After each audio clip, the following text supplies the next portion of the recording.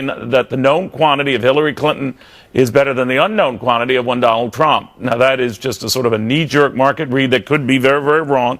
But let's get the read now from some of these battleground states with Jonathan Hunt first in Nevada, Las Vegas. More to the point. Jonathan. Hey, Neil, Nevada now has the perhaps dubious distinction of being the site of the first lawsuit filed by a campaign in this election. In a court hearing today here in Las Vegas, the Trump campaign alleged anomalies in early voting, which ended here in Nevada on Friday. Specifically, they say that voters were allowed to join the lines and therefore vote after the scheduled closing time of certain polling places. Now, a Clark County being where Las Vegas is, Clark County lawyer pointed out to the judge that may be the law on election day, that you have to be in line by the scheduled closing of a polling place. It is not the law for early election. The Trump lawyers then said they wanted the court to rule that the Clark County officials had to preserve all voting evidence from these polling places. The judge, somewhat incredulous, said that is in fact already the law. I'm not going to obligate them to do something they already have a public obligation to do, and the Trump lawsuit was therefore denied. As for the state of the race here, Neil, it has been tight throughout. Hillary Clinton appears to have an edge from early voting. Donald Trump will hope to reverse that with a large turnout in more conservative northern Nevada today. Neil? Thank you, my friend. All right, in the meantime, looking to another battleground state, and this is Ohio, where, of course, we've been getting reports all day of very heavy voter turnout. Who that benefits or exactly where that turnout is showing up, anyone's guess. But Peter Ducey in Cleveland right now, keeping track of all of that. Hey, Peter. And Neil, we're wondering where the heavy turnout is showing up as well, because here in Cuyahoga County, there have not been any problems with really long lines yet today. Officials had been warning through the weekend and then into yesterday afternoon that voters needed to give themselves about an hour to go to a polling place, find a parking spot, then go and cast their ballots and head on out. But we spent a good chunk of our morning and early afternoon driving around to a handful of random polling places in suburbs and in the city, and we didn't see big crowds anywhere. In fact, it's taking people here at this recreational center in Cleveland just a few minutes to get in and out. One complicating factor could be the weather. It has been steadily raining for the last 2.5 hours or so. It's going to keep raining until polls close. That said, the Secretary of State is calling the turnout statewide steady, but he does not think there's going to be a record set here in the Buckeye State. Neil? All right, thank you. That's a must-win, certainly, right now for Donald Trump.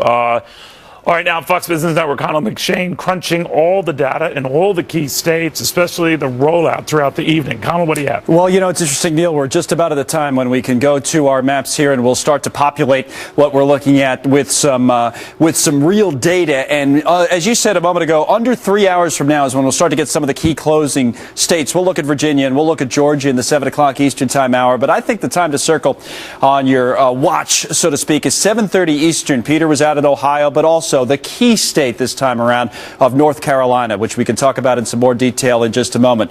By the top of the 8 o'clock evening Eastern hour, when we're covering it on the Fox Business Network later, Neil, we'll have Florida, we'll have Pennsylvania, and then we'll really start to get into it, move out west at 9 o'clock in the east. We'll be looking at Arizona and Colorado and key states like that. Now, let's get into this just a little bit, and we'll go back to 2012, the Barack Obama-Mitt Romney map, and every conversation that we'll be having this evening with regards to does Donald Trump have a path to 270 electoral votes will have to start and end in the state of Florida. Remember, we divide Florida up into thirds, with the Democratic support here in the southern part of the state in places like Miami-Dade and Broward County, with the Republican support up here along the border with Alabama and Georgia. But look at the I-4 corridor and see how that one turns out. That's how you know how the state of Florida will turn out. Now, I mentioned North Carolina a moment ago. That really is going to be so important when it comes in later. Mitt Romney won it 4 years ago. Remember, Barack Obama had it 8 years ago, the first time he ran. The place to watch, or one of the places to watch in North Carolina, is going to be Mecklenburg County, right in the Charlotte area.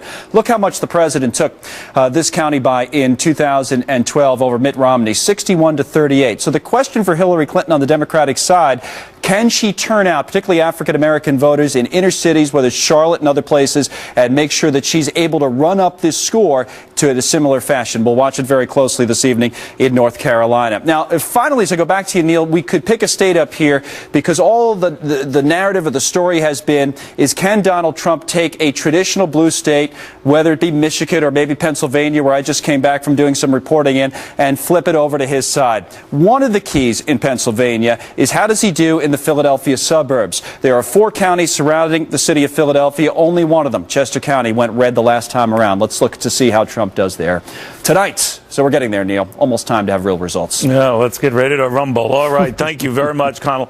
Again, the first wave of states, we've got 6 of them that close at 7 p.m. You're looking at the scene right now in Youngstown, Ohio.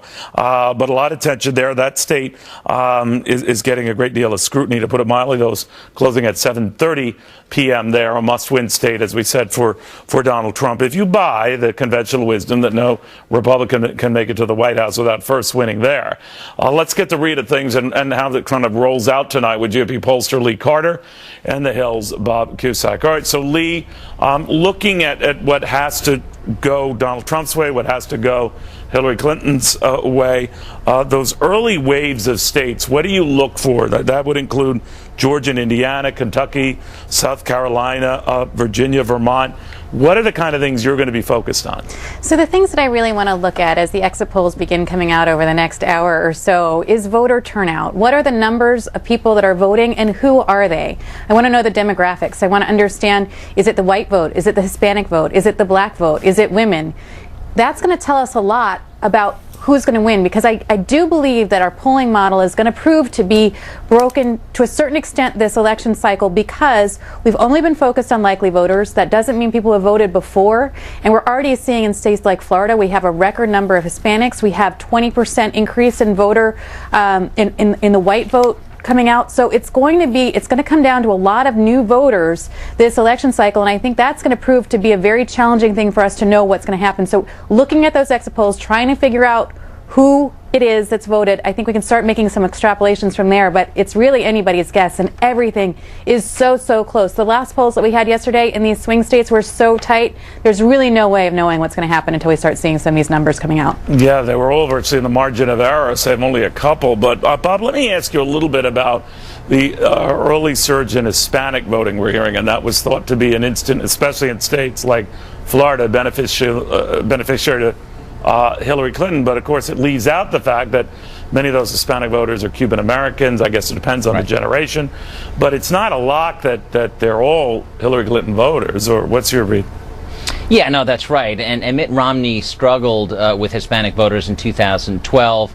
Certainly, Hillary Clinton is going to win the Hispanic vote, but it's just a matter of margins. But there's no doubt about it. I think the key thing is the African-American turnout. Can they get it to 85, 90% of what happened in 2012? And certainly, I think one early state to look at is Virginia. In 2012, when they didn't call North Carolina early for Mitt Romney, you knew that he was going to have a tough night. If they don't call Virginia relatively early for Hillary Clinton, it could be a very good night for Trump and a bad night for Hillary Clinton. She should win Virginia. So, Lee, one of the interesting developments, and you said at the outset about whose people are showing up or what groups are showing up. We've heard already that for Hillary Clinton, the problem, not surprisingly, it's not exclusively her fault, is the passion that you had on the part of African-American voters is simply not there as it was 4 years ago, and certainly 4 years prior to that with Barack Obama. She has supposedly made up for that, again, if you buy the consensus argument that most of those Hispanic votes might be going her way with that. But is that enough? I mean, what else do you look for that would be an uh-oh for her?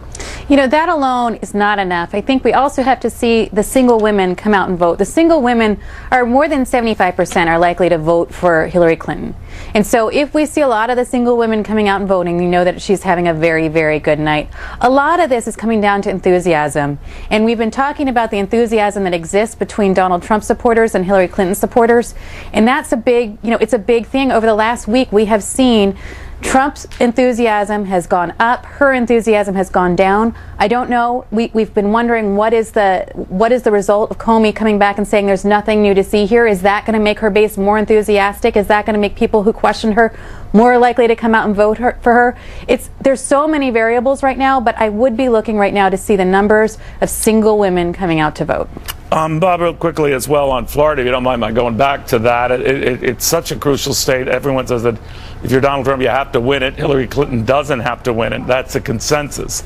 But if it turns out he loses that one, and keep in mind, it took us a couple of days 4 years ago to find out who really did win Florida. I think it was separated by less than a percentage point. But then what does Donald Trump have to do? If Florida isn't going his way, how does he string together enough states to make up for it?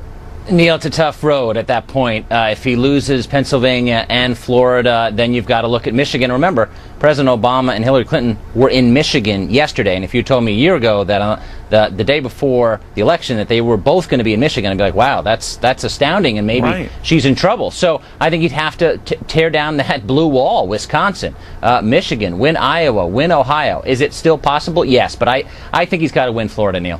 All right, we'll watch closely. Guys, I want to thank you both very, very much. In the meantime, this falls under the not-so-amazing Fox News alert. Goldman and Citi, Barclays, they're all apparently issuing a warning that whatever we decide tonight as a nation, there's going to be a lot of volatility in the markets and in general.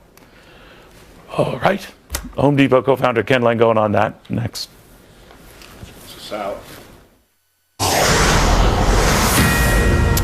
All right, I want to show you something. This is New York City.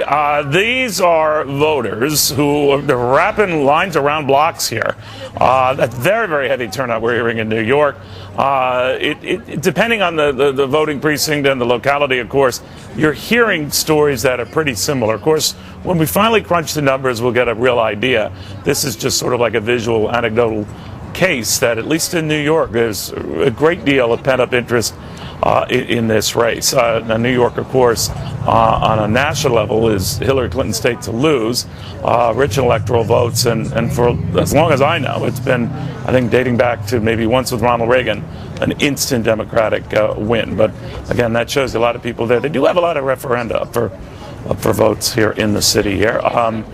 That's a long, long line.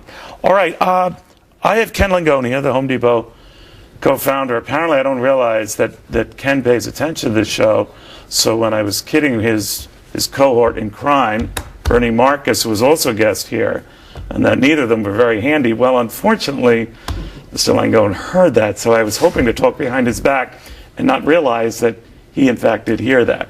Here he is now, Ken Langone, and you are not handy. The only thing that bothered me about what you said, poor Bernie couldn't sleep last night. Didn't bother me. But, I think he sleeps just fine. He has Jewish insecurities. It is amazing. Two of the most unhandy guys on the planet come up with Home Depot. We couldn't put nails in wood.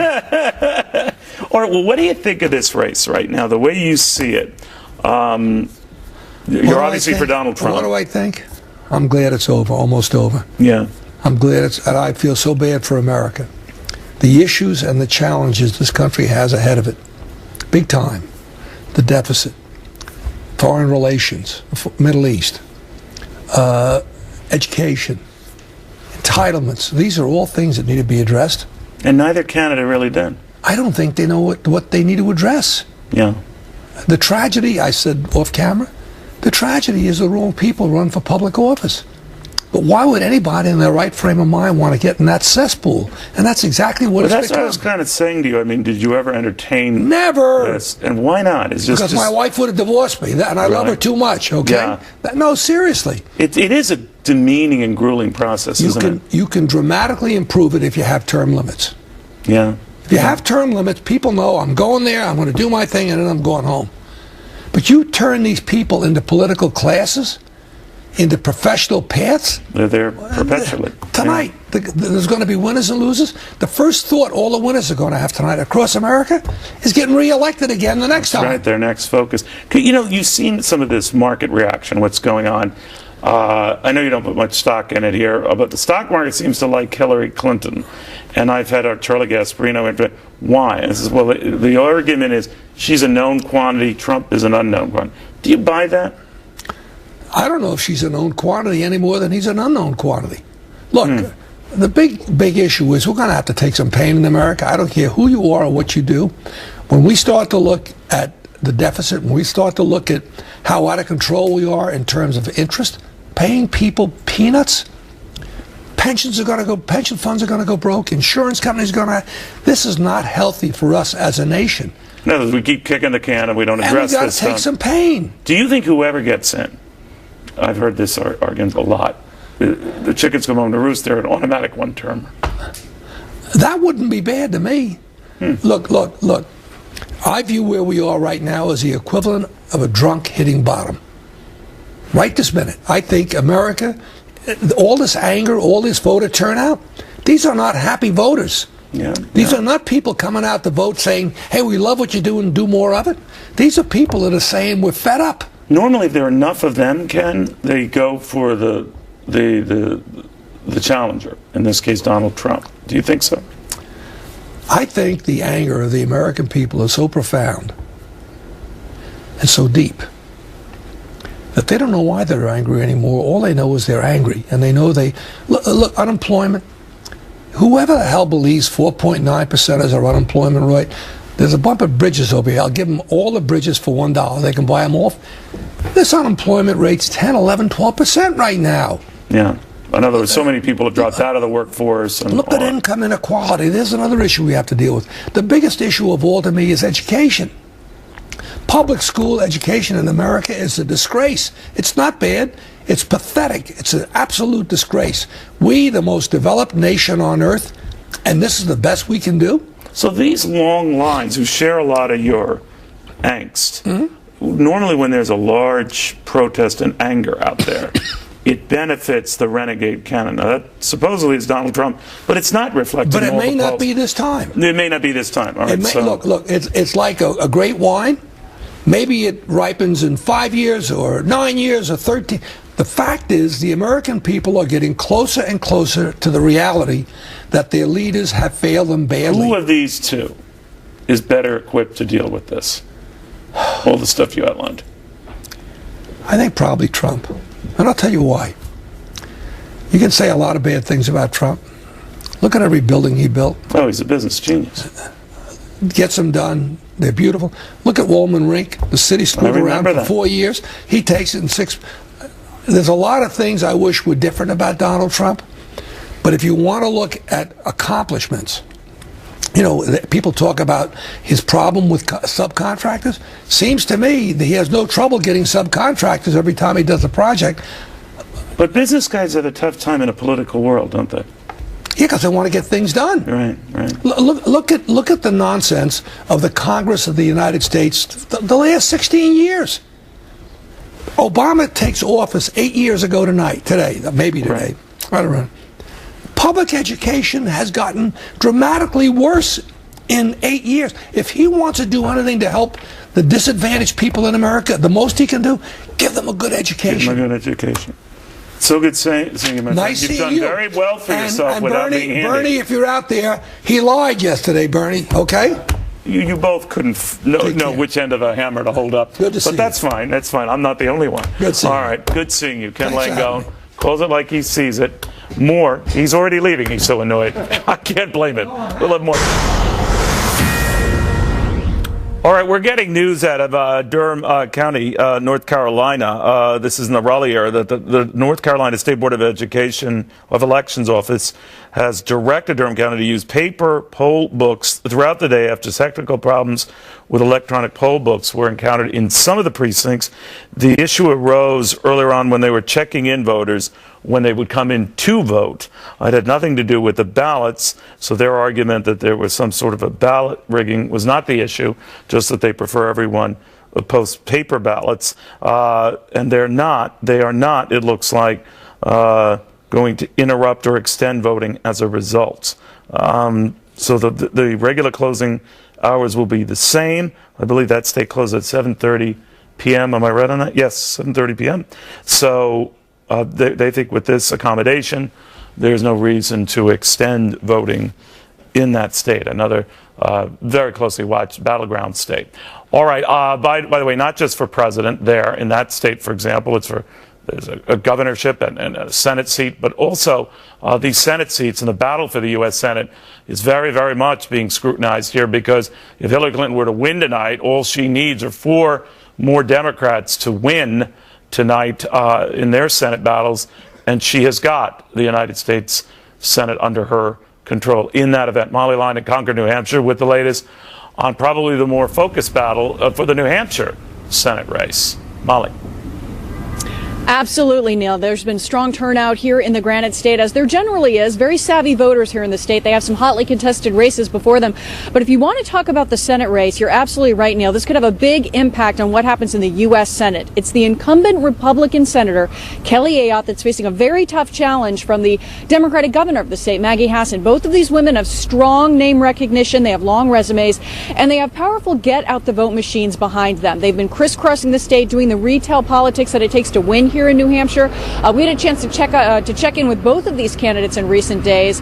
On Ayotte's camp, she's been out there going to diners, doing bagging groceries. Her campaign says has been one of her favorite things to do along the lines out there and chatting with the voters. We also had a chance to catch up with the governor and get a look at her canvassing machine. She had a kickoff, and it was completely full room that she sent out there to get out and knock on doors. So both of these women have powerful machines behind them, and they have been out there working hard even to. All right, sorry we lost Molly's feed here. Frank Luntz, a GOP pollster extraordinaire, keeps track of the mood of the American electorate better than a lot of folks I know here. He's in the middle of Times Square, so he's not looking for freebies, and he's not like one of those you walk up to and take a picture with him like some of these characters. He's a character, but a brilliant one. What's your read on this night, and what are the states that Frank Luntz is looking at very closely? So my read is that the turnout is significant. And Neil, it was the one thing that I could not predict until the last 2 or 3 days. I wasn't sure if the negativity and the voters' real disdain for both candidates would yield a high turnout or low turnout. It's pretty clear that people are coming out to vote all across the country, at least in these battleground states. And I've got it down to 5 states. Florida, which at this point leans narrowly to Hillary Clinton, and I'm watching the exit polling right now, and it's pretty significant in Latino communities. I don't mean the exit polling, the early voting, that the Latino vote in Florida and Nevada is not only significant, but it is historic, and it is leaning strongly towards Hillary Clinton. Second state is North Carolina, as you mentioned. Much too early to call, much too tight a race. I think the winner ends up with maybe a % difference. New Hampshire, that you also were addressing, once again, it was a state that Hillary Clinton had a lead up until 3 or 4 days ago. Trump was moving and closing and closing. At this point, it leads narrowly towards the Democrats, but way too close to call. I'm also watching Nevada, that I just talked about, and finally Michigan. If there's one state that will be a surprise for Donald Trump, I think it's Michigan, because of the turnout that we see so far in the blue-collar areas and the fact that the Trump campaign had its best organization in that state. Who knows? It could make a difference. But if you're right, gaining Michigan wouldn't make up for potentially losing Florida. You're correct, and if you do the math, I still see this as a narrow victory for Hillary Clinton. I don't see any other way to do the math, but I also say to viewers, because we have to be careful, no projections. There are 5 states that are still in play, and either candidate could still win tonight. You know, Frank, much has been said of the fact the undercurrents could be very 1980-like, and that we didn't appreciate the magnitude of that undercurrent wave of support for Ronald Reagan until we did. Do you see anything like that manifesting itself or potentially tonight? Well, I've been looking for that so-called shy Trump voter, the person who won't acknowledge it but actually supports him. And frankly, I haven't found a significant example of it. But by the same token, those people who are not willing to acknowledge they are voting for Trump may well balance out Clinton's advantage in some of these states in turnout. Now, the Republicans have a very strong effort in a place like Michigan, where they've won statewide, not for the presidency, but for the governor and for the legislature. Neil, we are ending this campaign with more people disliking both candidates than at any time in modern history, more people wanting this election to be over with, a sense of frustration that they never really got to the policies. It was all about character assassination, but that has not stopped turnout. And all my sources are telling me that people are lining up for an hour or more all across these swing states, and that makes this a competitive race. All right, thank you very, very much. Frank Luntz in Times Square. Well, they say history really isn't about repeating itself. The historian Doris Kearns-Goodwin might disagree. And we're always told that these guys can never, that is Republicans and Democrats, let an election go and get their grievances behind them. The Republican congressman who strongly disagrees.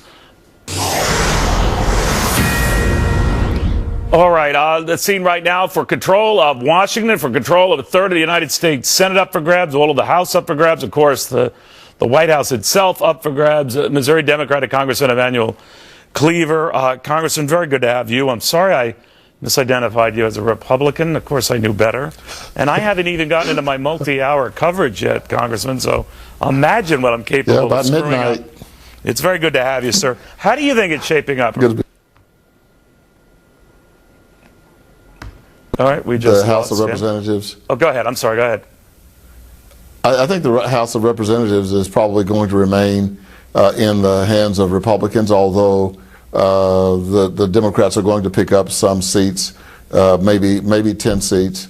And I think the Senate is too close to call. It could go either way, and it's going to depend on turnout. Yeah. But I think in some of the Senate race in Missouri is a neck and neck between Roy Blunt and Jason Kander. I don't think there's anybody who could say they know exactly how that's going to turn out. And it's that way, I think, in Wisconsin as well as New Hampshire and probably Arizona. We thought it was going to be a closer race, but it's not as close as we thought. Looks like John McCain should win that a seat again. Yeah, you know, Democrats need only 4 seats, assuming Hillary Clinton were to win, and that's way too early to tell one way or the other, to your point. But do you get a sense, if the House stays, and let's say Democrats pick up only 10 seats, I mean, that's going to be a pretty split read of the Hill. How do you think that would work out? Well, 2 things. One, many of the Republicans in the Senate, the senior Republicans, have worked with Hillary Clinton before, and many of them say that they had a very good working relationship with her. I think she's going to extend her hand to Republicans a lot sooner than maybe we've seen in the past, and I think she will also spend an enormous amount of time early on trying to get Republicans to buy into some of the proposals she would like to bring forth, and by the same token, listening to what they want. Well, I think tax hikes with a Republican House seem to be a non-starter, but what do you think? I don't think it's going to go far because of the Norquist pledge. That's one of the reasons I don't think we're going to be able to get tax reform. Republicans and Democrats alike understand that we do need to reform our tax codes, and Donald Trump himself has said that needs to be dealt with.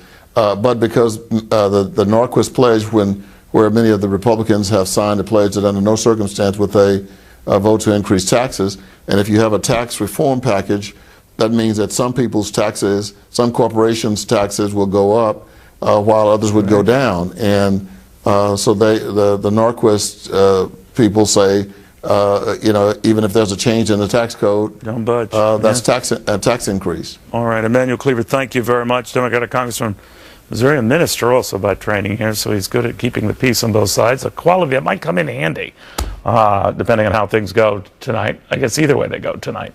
Doris Kearns-Goodwin is here. She's broken through a lot of similarities in this election. Just to think that we've never had anything like this ever before. Au contraire. After this. All right, this is the scene right now in Chappaquiddick, New York. This is Hillary Clinton's home base here. She is preparing to leave for, I believe, the New York's Peninsula Hotel before heading on to the Jacob Javits Center to give what she hopes, I'm sure, is a victory speech, although we're told that she, like Donald Trump, have a victory and a concession speech ready at the go. I don't know if Doris Kearns-Goodwin has ever written such speeches, but she has heard them from both sides, the noted presidential historian, on the importance of this very big evening. Doris, very good to have you. Thanks for coming. You're very welcome. All right, so your sense, first of all, of what's at stake tonight. I caught your remarks. I think you were addressing a crowd recently out in California where it was bemoaning a very divisive, nasty election, not unprecedented, but right up there. How do you think we'll all come together, no matter who wins tonight? Well, I think the one thing that history tells us is while we always think we're living through the worst of times, and there's lots of structural reasons why this could be difficult after this election, if one of the candidates doesn't accept it, if there's polarization that cannot be gotten through in the Congress, and yet I look more optimistically. I mean, think about some of the troubling elections we had in the past. In 1912, Teddy and Taft, when they ran against each other, Taft, the sitting president, Teddy, the actual former president who came against his old friend, there was such vitriol. He called Taft a pinhead with the brain of a guinea pig. Taft said Teddy was going to be a dictator. The New York Times said this is such an embarrassing campaign that we must all have a blush on our cheeks as to what foreigners are thinking about us. That was before cable exactly. news. Exactly. In fact, that was the first primary system, so that's where it all began. Right. And maybe that's the fruit of which we're getting now. But that primary system created the very thing that party bosses didn't like, that they lost hold of and control of. That's been the rap, depending on your views of Donald Trump, but where we are now. What do you think happens if Donald Trump were to lose tonight? Way too early, we don't know. What happens then? Do parties reassess? You know, I think what the party may have to think about having more sense of, if not control, more influence over who the nominee is.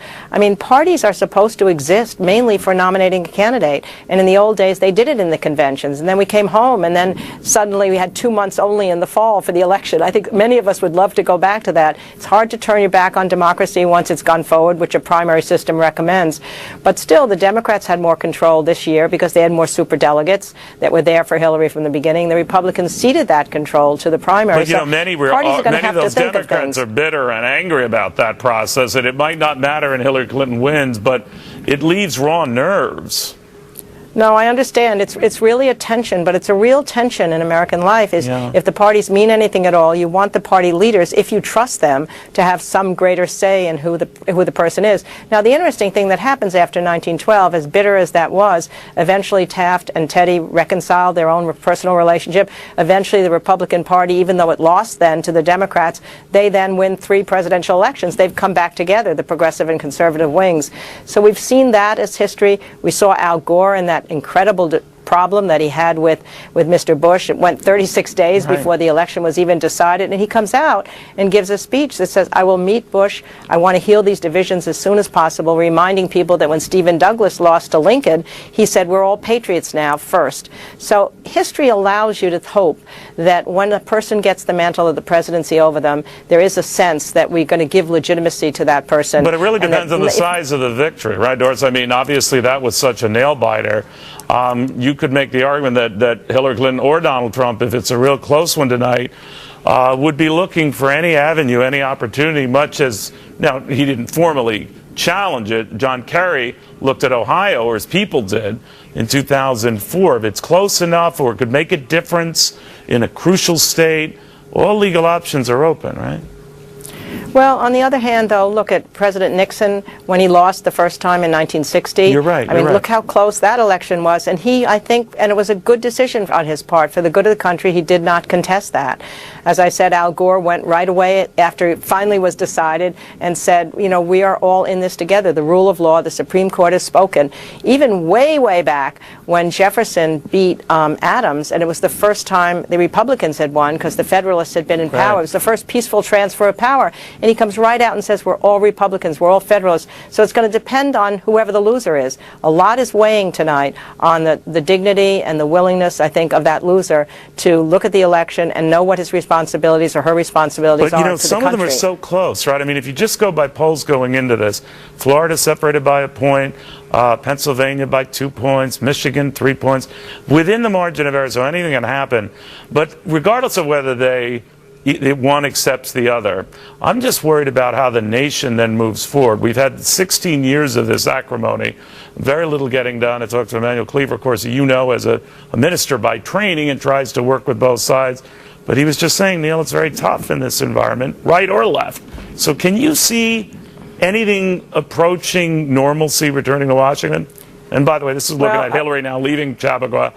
for the Peninsula Hotel and what she hopes will be later on a victory speech tonight. But go ahead, I'm sorry. No, I understand how tough it is. I mean, I think the polarization is not just political, it's economic, it's social. It's been a long time coming now. It's not just been the last 8 years. When you think about it, you think about the Clinton impeachment, and you think about the problems that Bush Jr. had, and then the problems Obama's had in reaching across the aisle. Something's happened to the structure of our government and to our lack of faith in each other on the other side, looking at the other side as evil, not being willing to even talk to the other side. My only hope is that the American people, it's interesting, they're coming out in voting a lot today. People thought they'd be so dismissive of this election they wouldn't even want to vote. And maybe they're saying to both parties right now, you've gone down there to Washington to do our business. Just get to it. Stop what you're doing. There's such a sense of frustration with politicians. Politicians are losing their sense of an honorable vocation, being a political figure. So I still have a feeling that maybe both sides are going to realize something has to change. And maybe we've reached that point with this election because it's been so disheartening for so many people to see the course and dialogue that this election has brought to us. You are an inherently good person, but you're naive. All right, I don't know. I'm kidding. You know what? You may be right, but I think, you know what? You got to have optimism. You got to have hope. About that. What's the we've point? gotten through far worse, more divisive times. But I guess what I'm asking you is, I had Ken Langone, the Home Depot co-founder. He's a Republican, likes Donald Trump. But when I asked him flippantly whether he would ever entertain running for office, he said, no way, no way. More or less saying what others say. It's a demeaning, very long process. Everything is out there. They vilify you on the left and right. Just not worth it. I wonder with young people, I know your own son ran for office and all, but does it really make young people, all people, very cynical and jaded to say, no, never? No, I think that's a real problem. I mean, to the extent that politicians don't have that same sense of excitement about being a political figure, to the extent they have to spend so much time raising money, dialing for dollars, their private lives are going to be exposed in a way that they may not want to be. Perhaps our best people are not entering public life. And that's why I keep hoping that more and more people who've been in the military will go into public life, because they know what it's like to have a common mission, a common purpose, to put themselves in honor of their country. That's why I wish there could be some national service program so more young people could do something like that, and maybe that would bring those kind of people into public life. But right now, it's not one of those times when, being a politician, you keep saying, oh, I can't wait to be one of those guys in Washington. Yeah, that's a problem for us, but we have to change that. All right. Doris, thank you. So many stunning bestsellers, The Bully Pulpit, Team of Rivals. She's written on every major U.S. president. And even the not-so-major ones. So history tells us we always get through this sort of stuff. Doris, thank you very much. There you go. I learned something from you, Doris. All right, again, following this motorcade here of Hillary Clinton en route to New York, where she hopes some hours from now she'll deliver a victory speech. We'll see.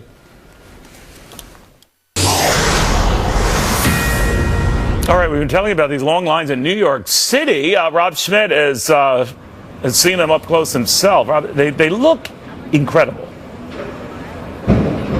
Yeah, well, you know, you said long lines, Neil. I think there's a long line. I think we found it. We couldn't find any others but this. We're on 56th Street here in Midtown, and you see behind me, this goes all the way down to the corner here and then makes it around the corner and goes up the block to 57th. If you come down this way, the school, it's a public school, an elementary school, is about another block down that way where the actual polling location is where people are voting here tonight. This is open until 9 o'clock tonight. And just to give you an idea how long this line's been taking, we are going to ask Andrew here real quick just how long you've been waiting here in line. Well, I've been here for about 25 minutes so far. Been waiting about 25 minutes. Yeah. About how much longer do you think it'll go? I'm hoping it's going to be very soon, maybe 5-10 minutes, I hope, but I'm excited to vote. Is it worth it? Absolutely. Yeah. There's nothing better in this country than voting. I got you. All right. Thanks a lot. Thank you, Andrew. Thank you so much. And yeah, this is actually, Neil, this is where Donald Trump actually voted earlier this morning. He was met with some protests as he came in the door, but, you know, he still did his thing and went on ahead to Trump Tower from there. And there was actually a topless protest here in the school gymnasium this morning as Donald Trump was set to arrive a couple hours from them. And 2 women arrested, anti-Trump protesters taking their top off in an elementary school gymnasium. It's Election Day. Welcome to New York. Why did they? We'll send it back to you. Why did they take their top off? Well, actually, you know, you can take your top off in New York City if you're outside, Neil. That's actually legal. Okay. If you're in a school gymnasium, you're not allowed to. I think they were just trying to make a point, get their names in the paper. They certainly did so. They also got arrested. All right, Rob, thank you very, very much. That's just part of the coverage we will have tonight when FBN starts going through all of this. Lou Dobbs kicks off at 7 p.m. At 8 p.m. then, as the states start rolling in fast and furious, we'll take it there. You never know if someone will just rip their top off. I get that a lot. So that's on FBN. I mean, your call, America. See you then. This takes us out.